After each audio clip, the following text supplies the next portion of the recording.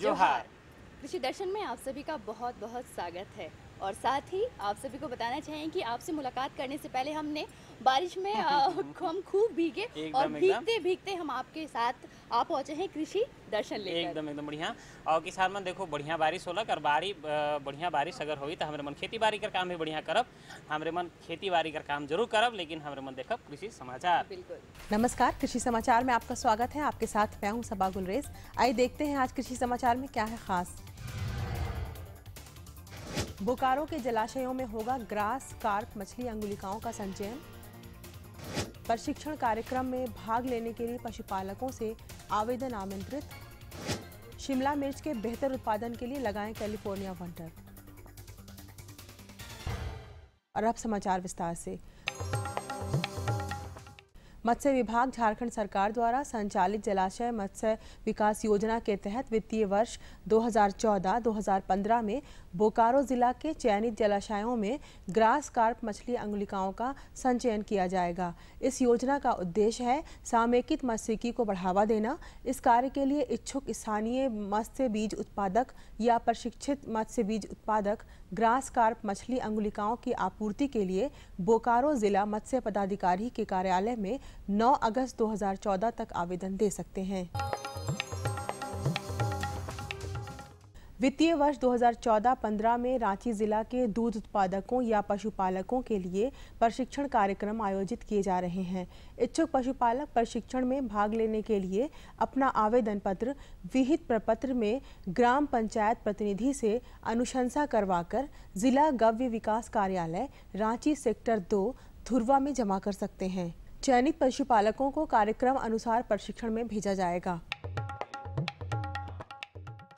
जो किसान बरसात में सब्जी फसल लगाने जा रहे हैं वो पौधों के बेहतर बढ़वार और अच्छी उपज के लिए पौधों को उपचारित करके ही खेत में लगाएं।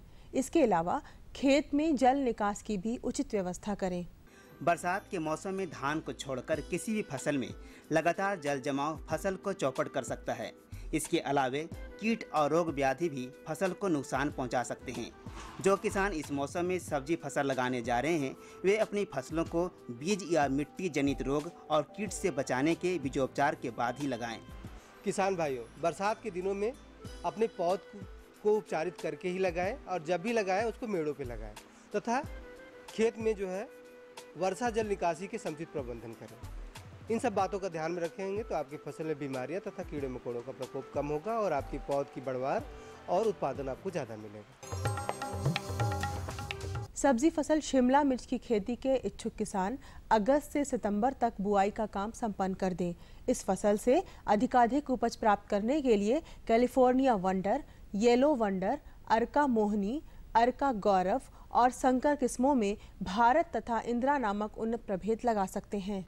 किसान भाई, अगर आप शिमला मिर्च की खेती के लिए सामान्य किस्मों का चयन करते हैं तो बुआई में प्रति हेक्टेयर 800 ग्राम बीज का उपयोग करें, जबकि संकर किस्मों की बुआई में 375 ग्राम बीज प्रति हेक्टेयर की दर से लगाएं। अच्छी उपज देने में सक्षम गैर संकर प्रभेदों में कैलिफोर्निया वंडर, येलो वंडर, अर्का मोहिनी और अर्का गौरव की उपज 250 क्विंटल है, जबकि संकर किस्म भारत और इंदिरा की उपज क्षमता 500 क्विंटल प्रति हेक्टेयर है। किसान अगर पॉली हाउस में बिचड़ा उत्पादन कर रहे हैं तो पौधों को पानी पटाने के लिए झरनी का इस्तेमाल कर सकते हैं। ये पोट्रे में लगे बिचड़ों के पटवन के लिए भी कारगर उपकरण माना जाता है। सफल किसानों की कड़ी में आज हमसे जुड़े हैं एक ऐसे किसान जिनके खेतों में लहलहाती हुई फसल ही उनकी कामयाबी का प्रमाण है। आज जिस सफल किसान से हम मिल रहे हैं, अगर आप उनके खेतों में लगी फसलों को देखेंगे तो इस बात का सहज अंदाजा हो जाएगा कि ये कितनी शानदार खेती कर रहे हैं। फसलों की बेहतर बढ़वार और अच्छी उपज के लिए ये किसी भी संभव प्रयास से नहीं चूकते और यही प्रयास इनकी कामयाबी का मूल मंत्र है। टोटल मिश्रित से खेती बाड़ी किया जाए तो उससे किसान लोग भी सुखी संपन्न रह सकते हैं और इसी तरह करके आज हम पूरे परिवार खुशहाल हैं। और अब एक नजर राज्य के 5 प्रमुख शहरों के मौसम के मिजाज पर।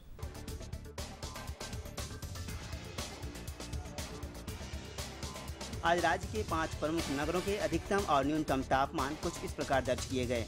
रांची का अधिकतम तापमान 27 डिग्री सेल्सियस और न्यूनतम 22 डिग्री सेल्सियस। जमशेदपुर का अधिकतम तापमान 30 डिग्री सेल्सियस और न्यूनतम 24 डिग्री सेल्सियस। मेदिनीनगर का अधिकतम तापमान 33 डिग्री सेल्सियस और न्यूनतम 24 डिग्री सेल्सियस।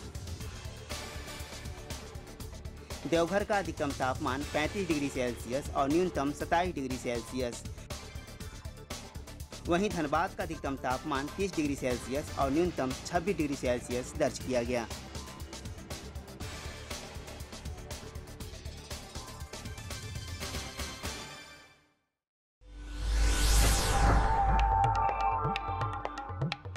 और अब मंडी भाव में आई नजर डालते हैं अनाजों के भाव पर।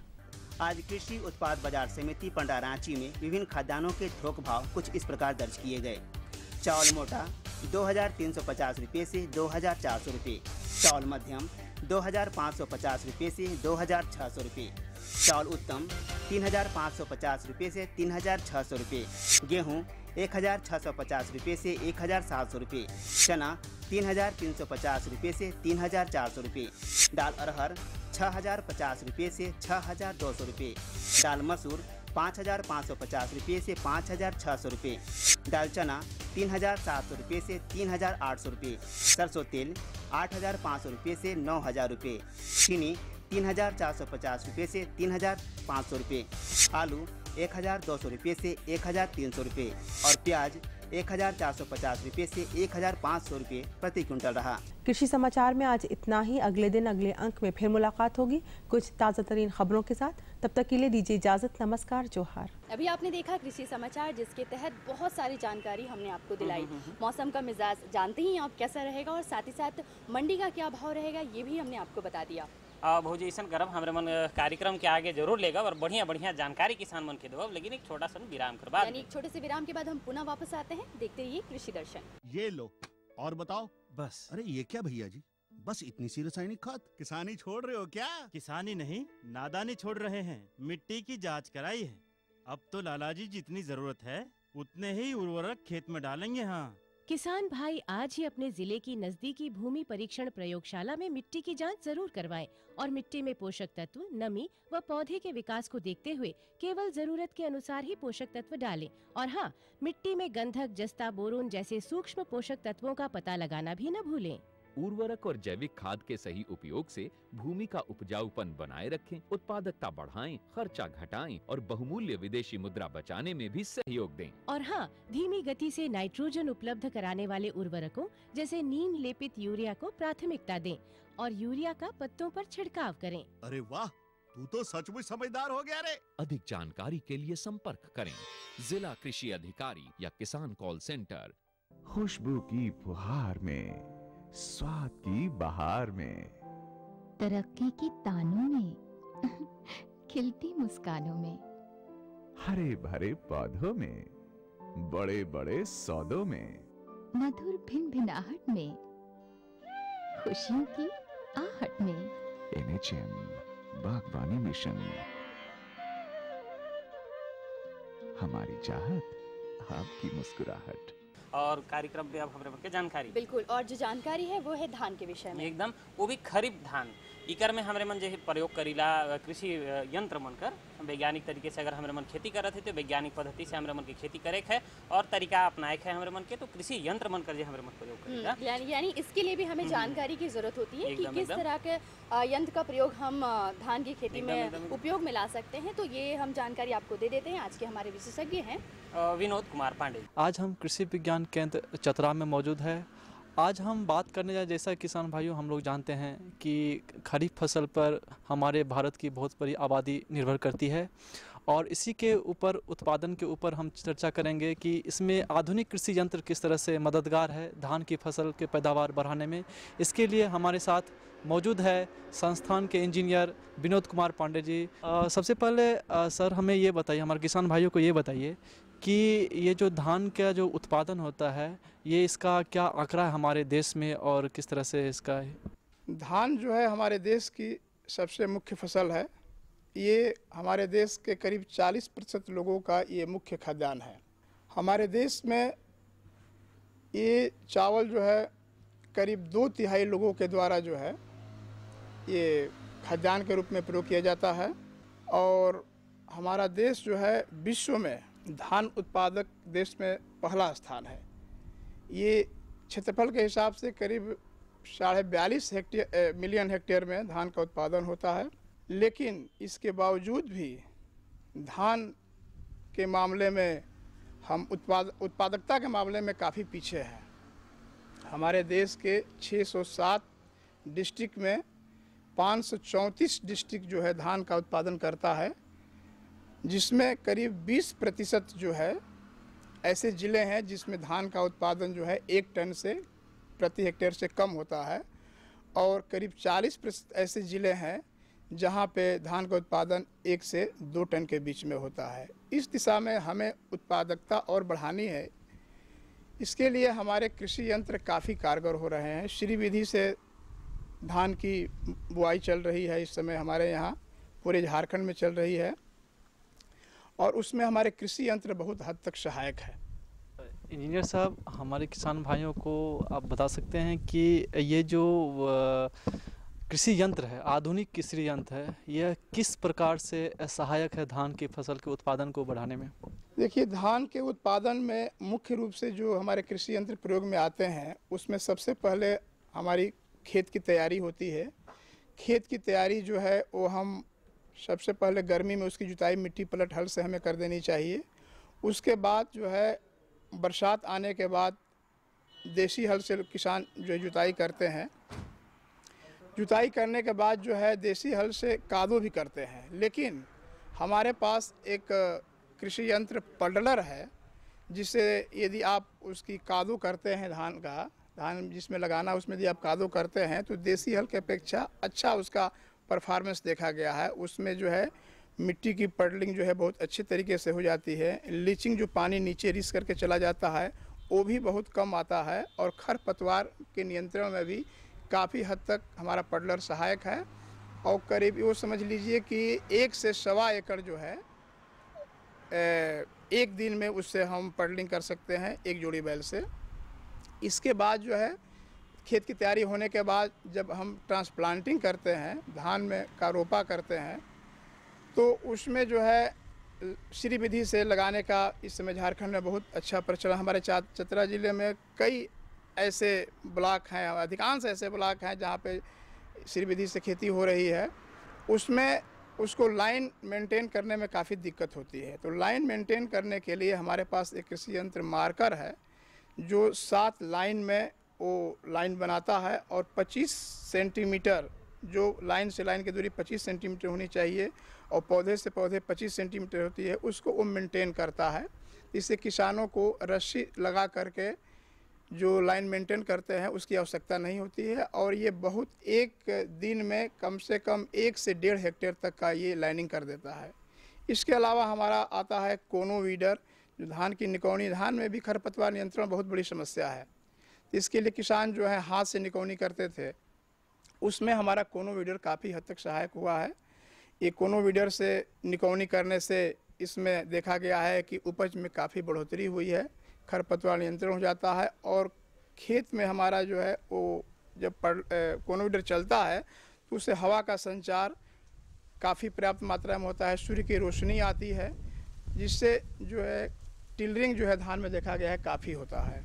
इसके बाद जो है कोनोवीडर के बाद एक फर्टिलाइज़र ब्रॉडकास्टर है। धान को में यदि यूरिया का छिड़काव हम करते हैं तो उसमें हाथ से ज़्यादातर किसान करते हैं। उसमें एक हमारे पास कृषि यंत्र एक नया आया है जिसको फर्टिलाइज़र ब्रॉडकास्टर कहा गया है। उसकी खासियत ये है कि उसमें एडजस्ट करने के लिए उसमें लीवर लगे हुए हैं, उसको जो है हम 0 से लेकर के और 9 तक एडजस्ट कर सकते हैं।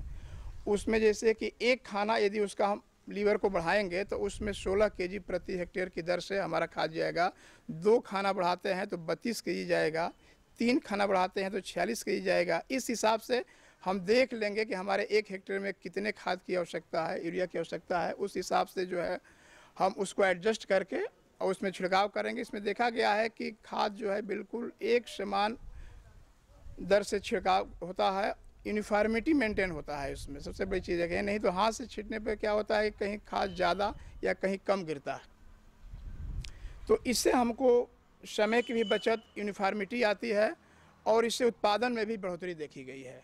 इसके अलावा और बहुत सारे यंत्र हैं, जैसे इसके बाद जो है जब धान की कटनी होती है तो कटनी के लिए हमारे पास रीपर मौजूद है।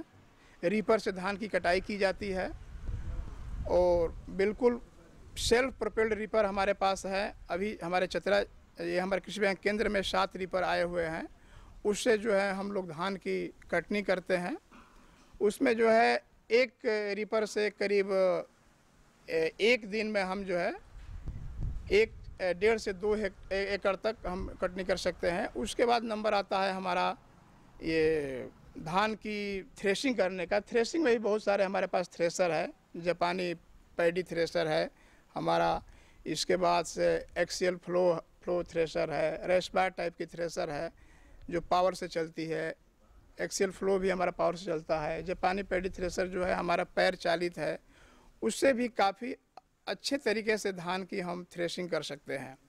इससे जापानी पैडी थ्रेशर जो है काफ़ी प्रचलित है झारखंड में, कई ज़िलों में इससे धान की थ्रेशिंग हो रही है। इससे जो है हम 60 से 75 केजी जो है धान जो है एक बार में 1 घंटे में हम उसे थ्रेशिंग कर सकते हैं।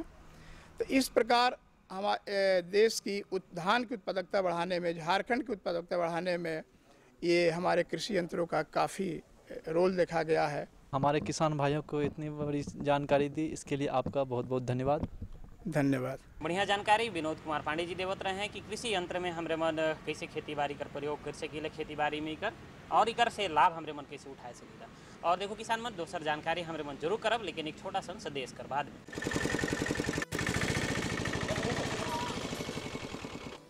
प्रणाम मास्टर जी। हाँ प्रणाम प्रणाम। क्या बात है बिरजू, बहुत उदास नजर आ रहे हो। हाँ शहर कमाने जा रहा हूँ, नहीं तो खाऊंगा क्या। मगर तुम्हारे पास तो काफी जमीन है। मगर सब बेकार मास्टर जी। बरसात में भगवान भरोसे थोड़ा बहुत खेती हो जाता है, बाकी दिन तो खेत पड़ती ही रहता है ना, और खेतों को तो भरपूर पानी चाहिए। अरे बिरजू, पानी खेतों को नहीं फसलों को चाहिए। मतलब ये कि सूक्ष्म सिंचाई विधि अपनाकर यदि सिंचाई की जाए तो 30 से 50% पानी की बचत की जा सकती है। सूक्ष्म सिंचाई पद्धति ये क्या है? सूक्ष्म सिंचाई पद्धति यानी टपक विधि या स्प्रिंगवेल सिस्टम। मगर देखो बिरजू, अगर मगर कुछ नहीं, किसानों के लिए सरकार के द्वारा अनुदान और बैंक ऋण की सुविधा भी उपलब्ध कराई जा रही है। सच? सच, 100% सच। और खुशियों की गारंटी। बढ़िया संदेश रहे, बहुत अच्छी संदेश। पानी भी आवत रहे भाई, और पानी के विषय में भी हमने दिखा दिया। तो चलिए इसके बाद हम आपको बताते हैं आज की दूसरी वाली जो जानकारी है वो हमारे जो किसान भाई है वो बहुत तरह तरह की खेती करते हैं, पशुओं को भी पालते हैं। और जब बात आती है पशुओं को पालने में, वो भी शुकर पालन के विषय में, तो बहुत सारी समस्याएं हमारे सामने आती हैं। और देखो झारखंड प्रदेश में अगर देखा तो शुकर पालन कर बहुत बड़ा संभावना है। हाँ। लेकिन तरीका कैसे हो चाहिए, कैसे ही कर से हमारे मन के पालन कैसे करना है और फायदा कैसे हमारे मन के उठाना है, बढ़िया जानकारी हमारे मन के होना बहुत जरूरी है किसान में। ताऊ हमारे मन जानकारी कर लो थी डॉक्टर रविंद्र कुमार जी। आज हम आए हुए हैं बिरसा कृषि विश्वविद्यालय में और जानेंगे कि झारखंड में शुकर पालन के क्या महत्व हैं। इस बारे में जानकारी देने के लिए हमारे साथ कनीय वैज्ञानिक डॉक्टर रविंद्र कुमार जी मौजूद हैं। डॉक्टर साहब, झारखंड के परिप्रेक्ष्य में अगर बात करते हैं तो यहाँ सुकर पालन के कितने मतलब महत्व हैं और कैसे हमारे किसान भाई करेंगे, इसकी शुरुआत कैसे करें? झारखंड में जैसा कि हम लोग जानते हैं, झारखंड में जो ट्राइबल स्टेट्स इसको कहा जाता है और बहुत सारे आदिवासी लोग भी यहाँ पे होते हैं और सुकर पालन यहाँ पे पहले एक परंपरा के रूप में झारखंड में चला आ रहा है, बहुत पहले से लोग करते आ रहे हैं और आज के समय में सुकर पालन जो है एक व्यवसाय का रूप ले चुका है और बहुत सारे सिर्फ ट्राइबल्स ही नहीं और सारे वर्ग के लोग इसमें जुड़े हुए हैं और इससे काफ़ी आमदनी ले रहे हैं। तो इसलिए हम ये कह सकते हैं कि झारखंड में सुकर पालन का एक खास महत्व है और इसको अपनाकर हमारे किसान भाई जो हैं वो अपने जो स्टेटस है वो उसको आप सुदृढ़ कर सकते हैं और इससे काफ़ी अच्छा आमदनी कर सकते हैं।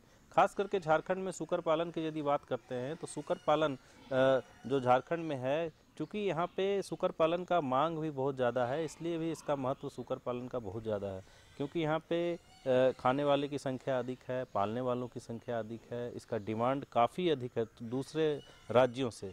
तो इसलिए हम कह सकते हैं कि झारखंड में सुकर पालन का एक विशेष महत्व है, इसको अपनाकर हमारे किसान भाई काफ़ी अच्छा कर सकते हैं। अब एक बात हमारे किसान भाइयों के जहन में आती है कि किस्मों का चुनाव, मतलब नस्ल कौन सा हो चुनाव करेंगे, तो कौन सा नस्ल झारखंड के परिप्रेक्ष्य में अगर देखें तो सबसे उत्तम होगा? झारखंड में जैसा कि अब लोग जानते हैं कि पहले से सुकर पालन होता आ रहा है और ज़्यादातर किसान अभी भी देसी नस्ल के सुकर पालन कर रहे हैं, तो अब ये सोच उनमें बदलना होगा और जो इम्प्रूव्ड वैरायटी है, जो संकर नस्ल का जो TND वैरायटी है, वो उसको अपना करके अपनी आमदनी जो है 5 से 6 गुना ज़्यादा कर सकते हैं किसान भाई। जैसा कि TND हम लोग जानते हैं कि ये TND जो है देसी और विदेशी टैमवर्थ जो नस्ल है, दोनों का संकरण से बना है और ये इसका बढ़ने की क्षमता, बच्चा देने की क्षमता हमारे जो देसी नस्ल के सूकर हैं उससे काफ़ी अच्छा है। तो इसलिए इस TND नस्ल का चुनाव करके वो आमदनी इसको काफ़ी बढ़ा सकते हैं और इससे काफ़ी फ़ायदा ले सकते हैं। दूसरी चीज़ है कि खास करके जो सुकर पालन में एक जो महत्व होता है कि इसमें हम लोग कर सकते हैं कि दूसरे पशुओं की तुलना में जो सुकर पालन में है, सुकरों में है, उसमें वो ज़्यादा एडवांटेज है, ज़्यादा महत्व है। इसमें है कि बढ़ने की क्षमता किसी भी दूसरे पशु की तुलना में काफ़ी तेज़ी से बढ़ती है, बच्चे देने की क्षमता ज़्यादा है, एक बार में 8 से 12 बच्चे देती है और साल में 2 बार बच्चे देती है। तो इसलिए इसमें बच्चे से काफ़ी अधिक आमदनी हो जाती है, दूसरी मांस से आमदनी अधिक हो जाती है। दूसरी चीज़ है कि बीमारी की संभावना इसमें काफ़ी कम होती है, 1-2 बीमारियां होती हैं जिसका टीकाकरण करके इससे होने वाली जो समस्याएं हैं उनसे बचा जा सकता है। दूसरा है कि ये कम खाना खा करके और ज़्यादा जो है कि आहार रूपांतरण करता है, कम खाना खाकर ज़्यादा वजन बढ़ाता है। और सबसे जो मुख्य बात है कि सुकर पालन जो है देखा जाता है कि बेकार खाद्य पदार्थ को खा करके भी ये अपना काम चला लेती है और अच्छी आमदनी देती है। बेकार खाद्य पदार्थ करने का मतलब है कि इसको मिश्रित रूप से भी किया जाता है। जो किसान भाई खेती कर रहे हैं, खेती के साथ भी सुकर पालन कर सकते हैं, जो दूसरे पशुपालन कर रहे हैं उसके साथ भी कर सकते हैं और दूसरे पशुओं से खेती से जो बेकार जो खाद्य पदार्थ निकलता है उसको जो है सुकर पालन अच्छी तरह से उपयोग करके उसको मांस में परिवर्तित करती है। तो इस तरह से जो है कि इसमें हम कह सकते हैं कि काफ़ी अधिक संभावनाएं हैं। दूसरी चीज़ है कि चूँकि बीमारी, ज़्यादातर जो किसान भाई पशुपालन करते हैं बीमारी से वो परेशान रहते हैं कि ज़्यादा बीमारी आती है, कब बीमारी से पशु मर जाएंगे। सुकरों में बीमारी की संभावना कम होती है।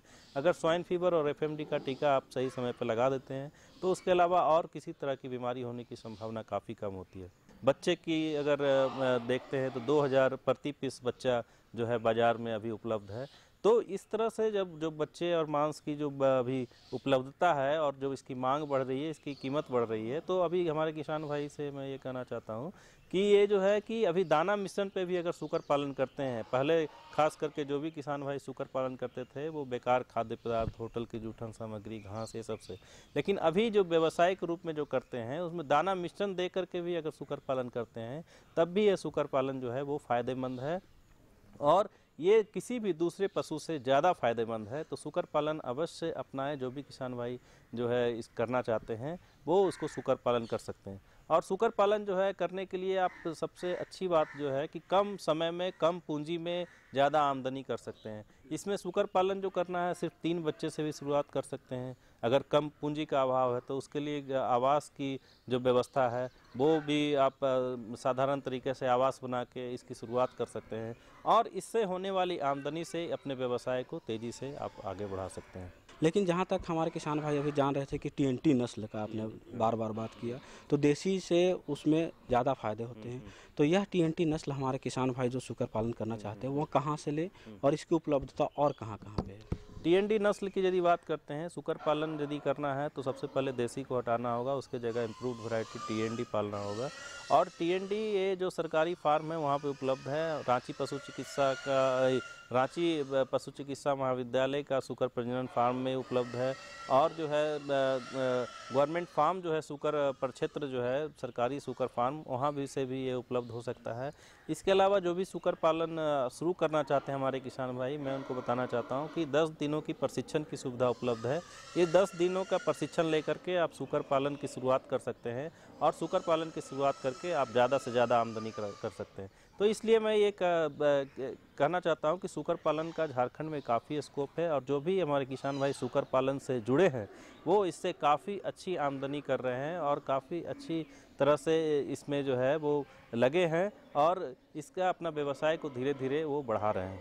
डॉक्टर साहब, आप हमारे इस कार्यक्रम में आए और इतनी अच्छी जानकारी हमारे किसान भाइयों को दी, इसके लिए आपका बहुत बहुत धन्यवाद। उम्मीद करते हैं कि आपको ये जानकारी जो अरविंद जी ने हमें दी थी वो बहुत ही अच्छी रही होगी आप सभी के लिए, क्योंकि जो सुकर है वो हमारे जो किसान बंधु वो अक्सर अपने घरों पे अपने खेतों में रखते हैं, उसका पालन पोषण करते हैं, लेकिन जो सही जानकारी होती है उसके अभाव में वो जितना लाभ उठा सकते हैं वो नहीं उठा पाते। एकदम बढ़िया कहली भौजी। अब बढ़िया बात एक और बताओ, फटाफट किसान मन के पता बताइए। चलिए लिख लीजिए, हमारा पता है कार्यक्रम कृषि दर्शन, कृषि प्रकोष्ठ द्वारा केंद्र निदेशक, दूरदर्शन केंद्र, रातू रोड, रांची, और पिन संख्या 834001। तो अब हमारे मन के विदा लेवे चाहिए किसान मन से। और हाँ, ये बात जरूर कहेंगे कि आप हमें पत्र लिखना बिल्कुल ना भूलें। फिर से हम लेकर आएंगे अपना कार्यक्रम कृषि दर्शन। एकदम। अब हमारे मन के विदा दो किसान मन, लगे तब जोहार।